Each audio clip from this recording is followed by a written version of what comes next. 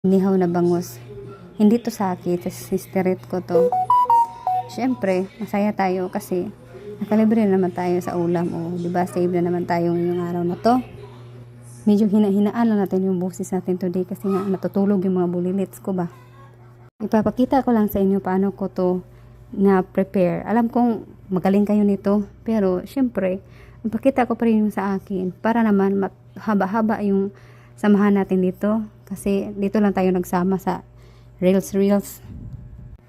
At kanina, yung inisip ko pa lang yung pag-voice over nito, ang dami na pumasok sa isip ko. Ganito dapat sabihin ko, mga ganyan-ganyan. Pero ngayon, on the spot na, parang wala lahat. Nawala lahat yung mga ka-idea sa utak ko ba.